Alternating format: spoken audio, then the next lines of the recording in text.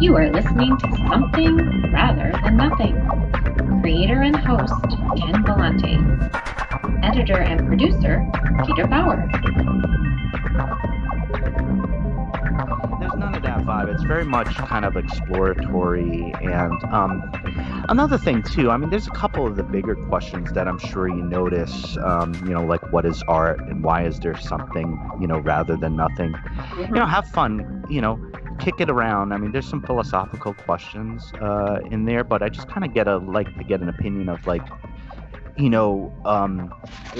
take the something rather than nothing. I mean, for me, I've asked that of artists, and you can look at it as far as your creative process, right? So, like, when you're making something, like it's really deep into like what's going on. Are you building on things? So you can Right. approach the question however you want, and part of the thing I'm trying to do with this is to have it be kind of popular philosophy, Okay. in for artists.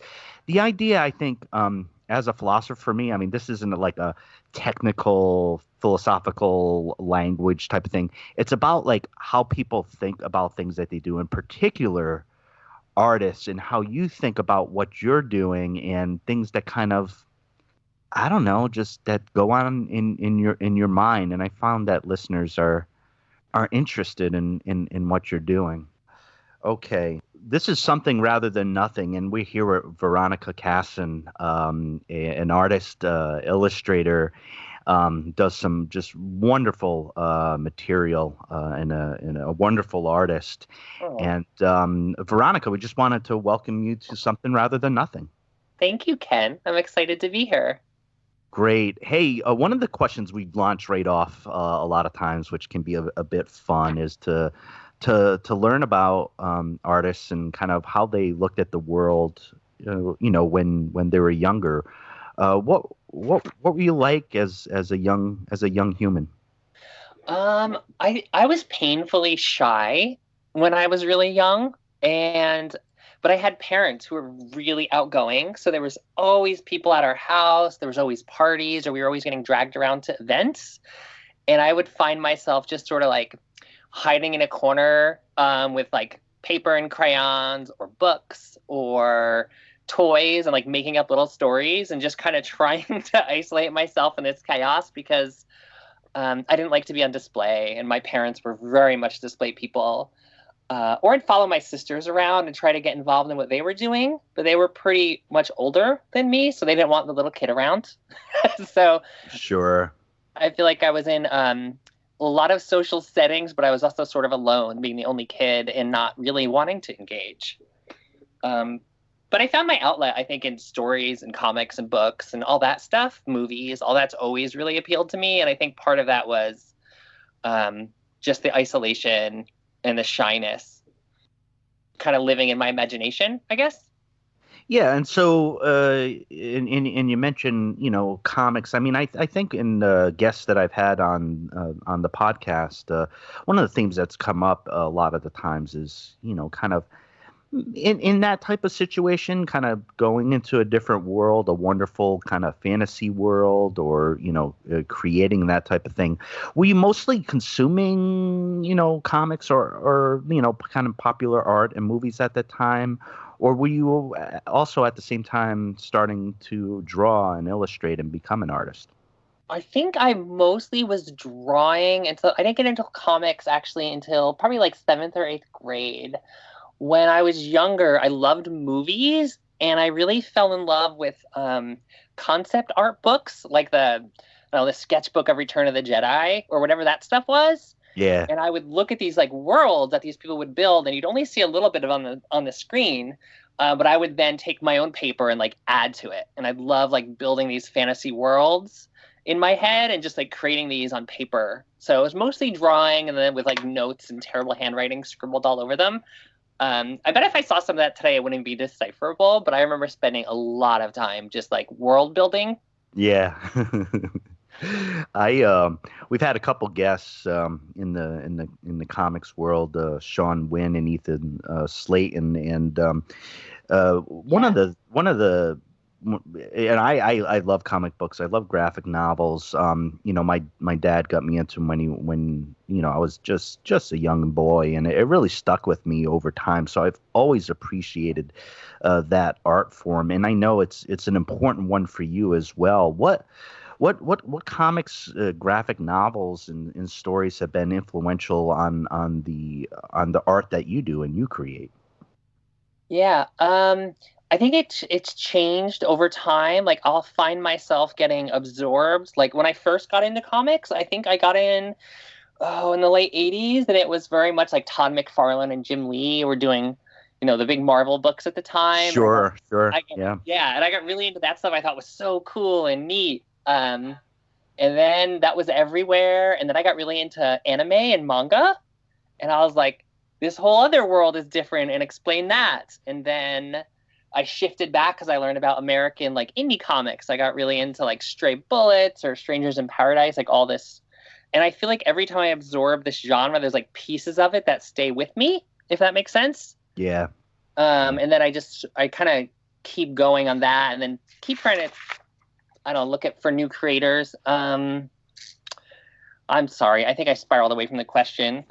No, just as one is the one that the comics in this series that had an influence on you. I mean, I saw it in kind of some of the things you've listed in your publications. I really like the personal aspect to it. I think sometimes artists kind of shy away from that, but I like seeing what the playlist is. I saw that in some of some of your writing, but also the comics that were important to you and that you're reading at that time. And I think it's really useful to kind of to capture that. You had mentioned manga, and it's something that I hadn't really gotten into, but with no surprise to me, I got into the series I Am a Hero, which was the Japanese zombie series. Yeah. And that pulled me into such a degree. I'm like, okay, I'm being pulled into this world big time. Has manga, I mean, starting way back, has that been kind of influential, and that's been around you over time? Yeah, it's been a huge influence. I think I just like the whole telling stories with pictures. Like I like the narrative art, but I felt like after I got a little older, like American comics are awesome and there's a lot of great stuff, but it felt very one note after a while. It was all very superheroes, in the early 90s. Sure. And then you could get into manga, and it was like it had everything. It had robots, but it had romances, it had a cooking manga, or like you said, the zombies. Like, it had very if you like something, you could find a manga about it. And I think I really was drawn. Like you could tell all these other types of stories. There was this comic called Ranma One Half, which is really famous. And I think that was the one that really cemented me, because it was like slice of life, but it was funny, and the art was like just fantastic. She's one of my biggest influences still, the creator, and she did a lot of groundbreaking work. So I think that just opened up that how much more you could do with comics. And I think once I got into that, I came back to like US stuff and saw the indie stuff, like Optic Nerve, or stuff that was very personal. And as you were saying, that like influences me a lot today. This stuff that's like very slice of life or feels very real. But until then, I hadn't seen any of that stuff. I just saw superheroes, which was good, but it kind of limits after a while.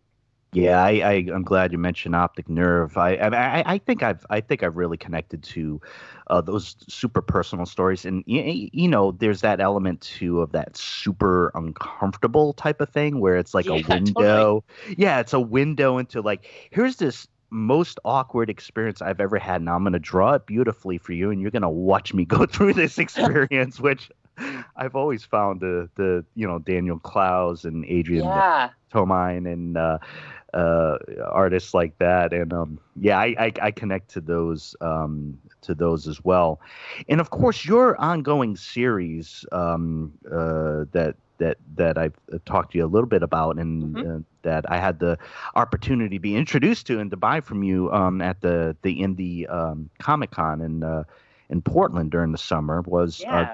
Grind Like a Girl.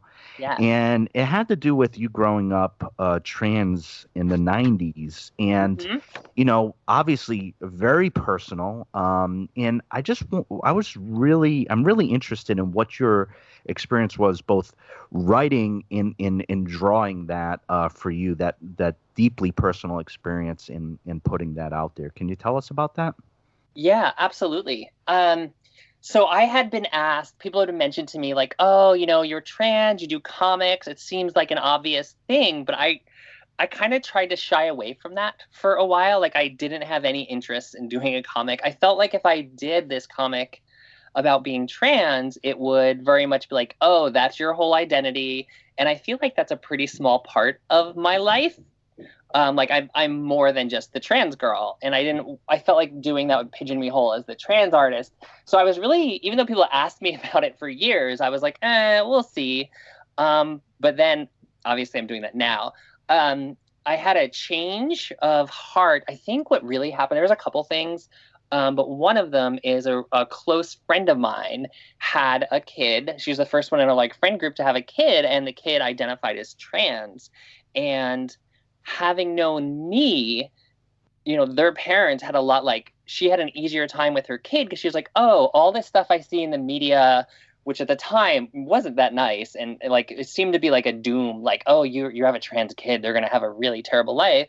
But she knew me and was like, oh, you could be like Veronica and that's fine. You're going to be fine. And by helping this one kid, I felt like, oh, getting my story out there at this point is probably helpful just to see an example of oh, there's more people like this. That, and then politics got kind of rough, and I felt like maybe it's a necessity to show more viewpoints. So I sat and I was like, okay, let me do this. But I set out for myself a few goals where I kind of eye roll at transition stories because I felt like for a long time any of the trans stuff. When I was younger, I'd eat up any trans stuff I could.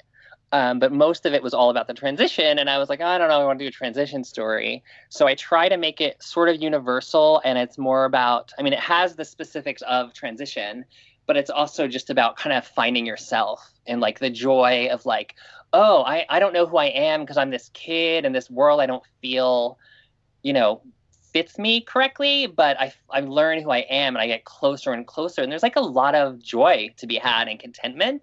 And I think that's more universal. So I'm telling a trans story, but I'm also just trying to tell a story of coming of age and finding out who you are in a world that maybe says that's not who you are, you shouldn't be.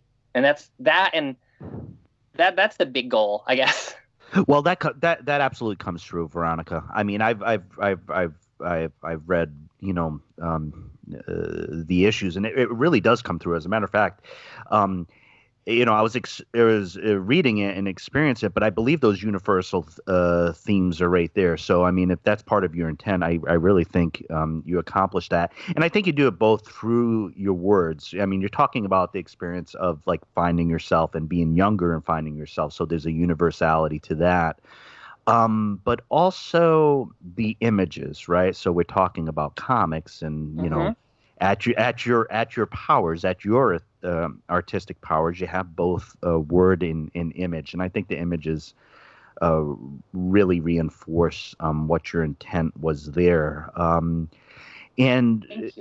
yeah, and within that story, of course, I think we can reasonably say that things are different now in a complicated way, right? Because we have reactionary politics, but we also have identity and this great, wonderful human experience of being able to create space to become yourself. But that wasn't the world when you were going through that. Do you have any? Did you have to take into account, or when you were creating Grind Like a Girl, what was going on and feeling what was going on now, and how did that inform what you were trying to do? Yeah, it's really interesting because I feel pretty recently, I feel like the politics around gender and trans stuff has really shifted. And it's certainly way more talked about than it had been for most of my life. something that always comes up to me is when I'm doing scenes that are very time specific and the characters are using language that isn't used anymore, but was very common when I was growing up. There was transgender wasn't even a word yet. It was all transsexual or cross-dresser or something like that. And I'm Right. always really aware when I'm like how much I have to explain, like, remember, this is 1994 to the audience to not either offend them or just to really set it in a place.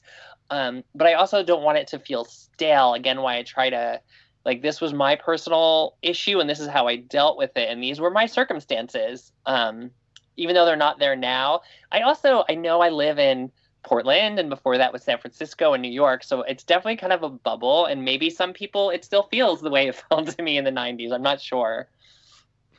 Yeah, and I noticed that about some of the areas that you've lived in, and you're recently to the Pacific Northwest and Yes. in Portland. What are your impressions of maybe the Pacific Northwest in general, but Portland, coming from some different areas that you lived, other metropolitan areas? What's been your impressions?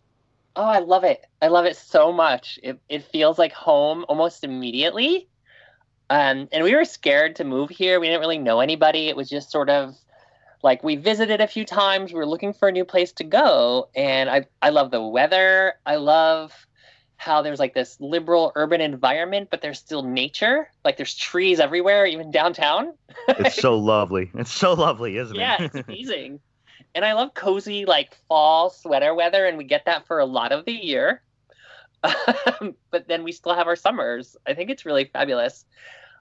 I also always heard like the keep Portland weird thing, and I was like, oh, I guess it's really weird, quote unquote.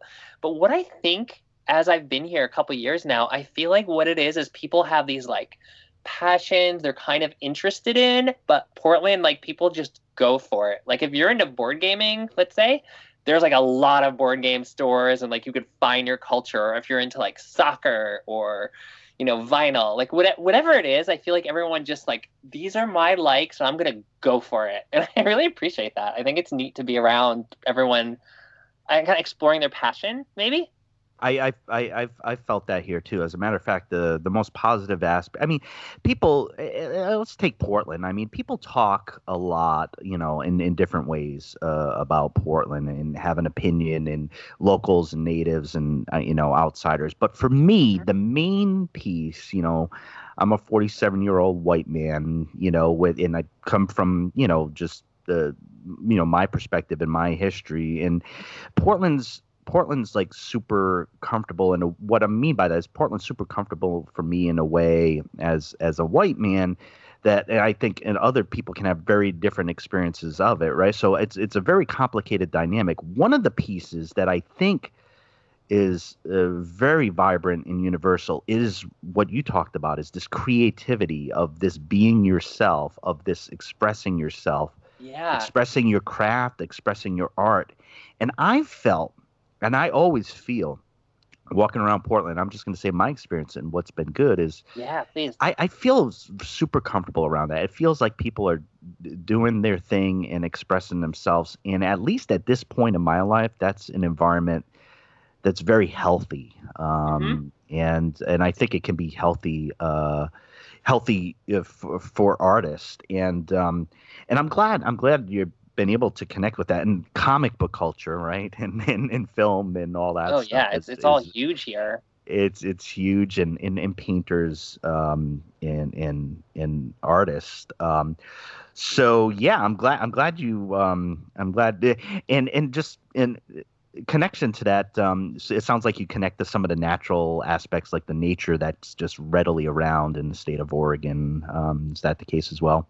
Yeah, I mean, I'm generally very much more of an urban person. Like I like the city, but it feels good to be around these trees. And my wife really likes nature, so she's always more interested in like moving further out. And I'm like, no, I need to stay by a city. I need bookstores and comics and coffee shops. So now we have it. We found an area where we're like 15 minutes from both. We could get like deep in the forest, or I could be downtown at Powell's, like. And that's great. That's what I need. That's what I need to function as a family unit, I think. Yeah. One You of know, the one of the questions I'm wondering, I think I have some aspects of the answer in my head for you, but I'm always very interested in artists as far as there's this kind of compulsion to create things or to draw things or maybe process their experience. What do you know why you choose to create the things that you create, or what compels you or what drives you to create? yeah. I feel like part of it, like I love stories. Like I'm a huge reader of literature, and movies and TV shows. Like I just love stories, and I have them in me. I just want to tell stories. And I think I've tried doing some writing here and there. I've done different things, but I think generally that's but my favorite is comics. So that's the medium I've picked to try to get better at. But I really just like telling stories, and I have different ideas. And a lot of it is just like me sucking in the world around me, whether that's my friends or culture. And I just kind of put it through my own lens and spit it back out on the page. I think it's just creating as like me. And sometimes it's science fiction or sometimes it's fantasy, but it's still really just my experience of the world and how I relate to it coming back out. So it's regurgitating. I'm trying to think of a less gross word, but it's No, I think that's used a lot in art, okay. and I think it's totally fine. Is Portland changing what you create? Oh, absolutely. What you said about feeling comfortable in the city and like it just people that I don't think I would have done this comic if I didn't move to Portland. Okay, wow. I never really spoke about being trans that much in public or to people around me. I think there's people in my life for years who didn't even know I was trans and some that do. But I came here and I felt so comfortable in my own skin that it was like, oh, I'm who I am and I can tell this story. And I found, like I said, that need for it. And I'm like, okay, I feel so not, judged or that I have to be so aware of offending or who I am. I can just be me and all my likes and dislikes. And that helped inform all my art, but definitely it gave me the freedom to create Grind Like a Girl. Yeah, I've zeroed in at times with some questions, both for myself and in doing the podcast, and I've become a bit more interested in the impact of locations, and I think Portland is going to have an impact, on how you create, and I actually think it's an accelerant in my opinion. Yeah, I as think so far as too. Yeah, as far as what you can do, or the comfort in feeling that you're expressing yourself in an artistic way. And so I mentioned a lot about art and things that we see as art. A question I like to ask artists like yourself is, what do you view as being art? What is art in your opinion?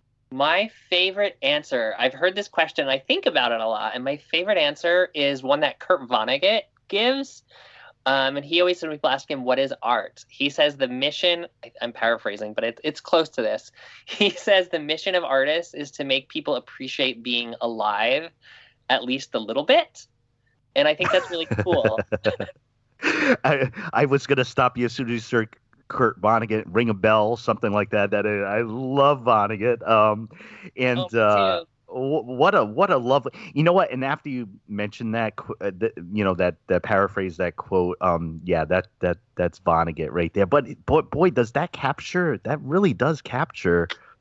Uh, it feels like it captures it, doesn't it? Yeah, I think so. And I try to keep that in mind too. Like, always entertain your audience. You're using a stranger's time. That's something else he says when you're making art. You're using a stranger's time. Use it wisely, or something like that. That they'll feel like their time is used well.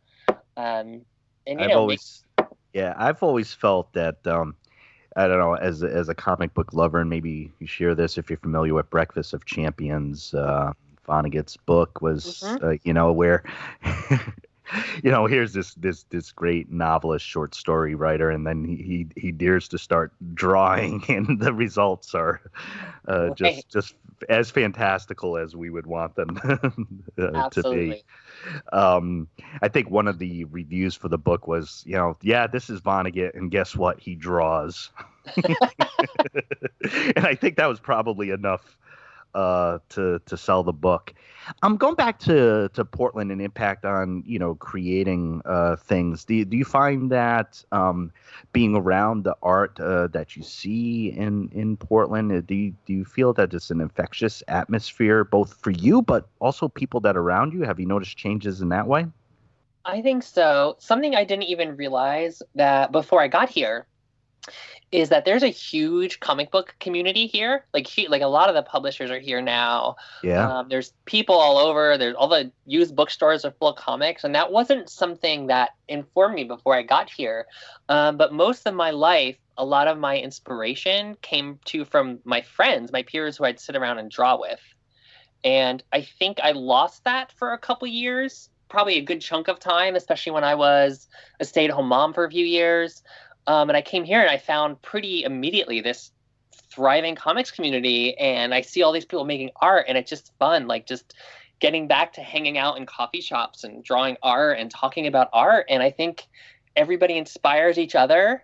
And if you're sort of feeling like, oh, I'm not really feeling it, but your friends, you're seeing them create or they're talking about creating, it gets you like kind of like, yeah, let me just get back to it. Let's all do this, and we're having a good time, and that's what it should be. It should be like an enjoyable process. Some of it won't be, of course, but it's really inspiring, and I think it affects everybody here. I like to think that's part of why there's so much creation going on.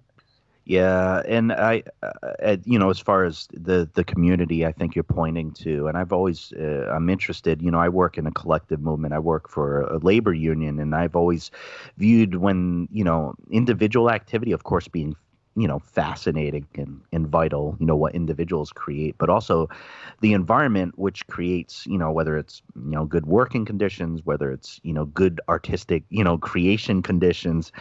I really connect with, and am interested in how artists, whether the environment that they're in is helping them and is helping foster that. And I get excited when I see others that are around that. And I saw that within what you were doing, and of course you affirming that, what you create, might have come out of a move, might have come out of arriving. Yeah. In an environment, and so one of the things that I ask artists is well, and I think your story about doing Grind like a Girl and its connection to helping others, right, and that compelling you. Did you feel any sort of a duty as an artist to do that at a certain point? Was that the threshold that you got to, that you had this ability, you're not obligated, but I mean, did Right. you feel did you feel obligated or compelled? I kind of did, in not a bad way, in a way like, oh, I didn't have this many examples when I was younger, and I'm in a great place now. I have a great kid, I have a happy marriage, like life is awesome, and I know younger me didn't know that was going to work out, and I'm sure there's more. So I felt an obligation, like, oh, if I have this art, originally, like I said, I wasn't ever going to do a transition story. My whole plan was just to like do regular, normal stories or whatever, and just make sure there's inclusive diversity in the cast, like different LGBT characters and trans characters. But then I did feel a duty. Like if I could help other people, I had helped that one kid, and I was like, there's got to be more people. So why don't I do this? And it's weird. It's scary sometimes. It's a scary story. Sometimes there's some weird pushback, and it's hard opening up. I had actually started it a few years earlier, and then I had my son, and I was like, this is too private to share with the world. And also kind of like as a mom, not wanting like, oh, maybe my son isn't going to want my life story out there. But then I felt obligated, like I could help people, and it's going back to the Vonnegut thing, like, make art a little bit better or appreciate people being alive a little bit. So if I could do that, that's pretty great. Yeah, and it's very powerful. And thanks for describing, your connection to it and your experience of it. I mean, it's part of what I think is fascinating about some of the basic questions, about what artists are doing and why you're creating and what compels you to do it. Like why, and as part of the thing is within this podcast of creating something from nothing. We have that big question that is the big question of the show is, why do you think there is something rather than nothing? I think that everyone is looking to see themselves represented somewhere else. Like everyone's looking for themselves. And I think people create when there's always that thing where if there's a book you want to read and it doesn't exist, write it. And I feel the same way with comics or music. So I feel like I'm looking for myself and I don't find it, so I'm going to create something. So we're all creating something to show we exist and to help others like us. I think that's the to be seen, I think would be my thoughts on that. Yeah, and gosh, that's an intriguing answer. I know, one of the things that I've started to think about in doing this in doing this show is that, artists, of course, as you create over time, you end up creating different type of things that are part, that are part of your history, and I really feel fortunate to be able to chat with you and learn about with your recent creation and kind of follow that development both in changing geography and being around an environment that really cultivates your art. So that really lends to kind of like the open-ended piece for me is I'm really interested to see what you do with your art and where you go with it. Can you share with the listeners to whatever comfort level as far as what you're working on, how they can connect with the art that you create? And I know you do commissions. Can you kind of connect the audience to you in that way? Yeah, absolutely. I think the best way to find my work and where I'm most active is Instagram.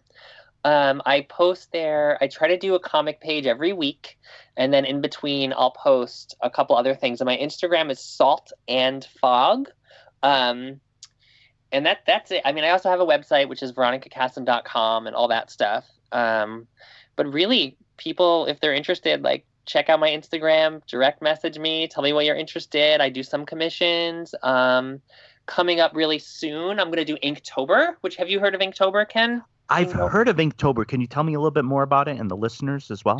Sure. Absolutely. It was a challenge started by, I think, Jake Parker, and there's a list of official prompts, and it's every day in October where you're supposed to be inspired to draw with pen and paper or some kind of ink and all work on a similar prompt.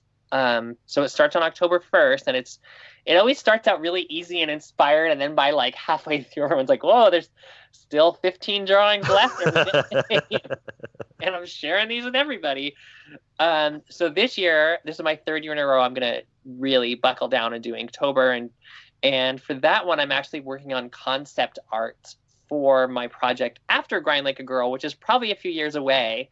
But it's fun to think about another story, and hopefully that'll even help kind of refresh my feelings on Grind Like a Girl, because I've been working on it for 2 or 3 years, and then to kind of think about something else and come back to it.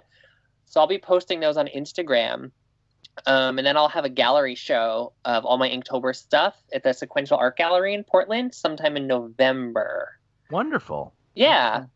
That's fantastic. And thanks for the reminder about Inktober. And it's actually, perfect timing because this episode will pop up right at the beginning of October, and it'll be great to follow you doing that. And I think part of it, I'm sure, from me on the outside, not participating, but viewing that, it's a little bit easier. And if there's any way that I and listeners and others can help prop the artists up as they produce all the way through October, it'd be a great activity to help support your art. Everyone is doing it, like, especially halfway. Be like, oh, keep going, because there's a lot of great stuff seen, but it's a lot. It's a lot of work. It's a lot of work. And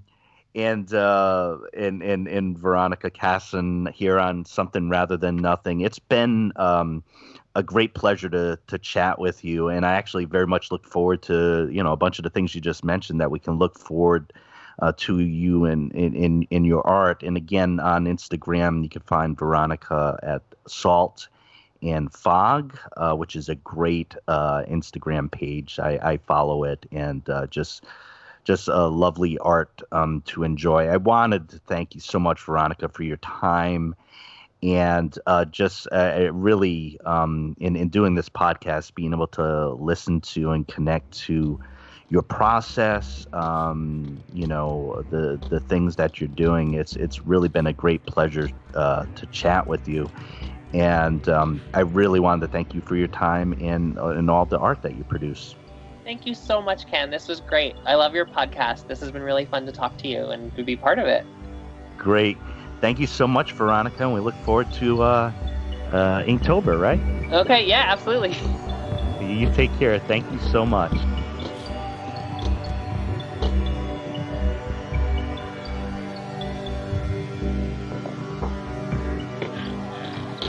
You are listening to Something Rather Than Nothing.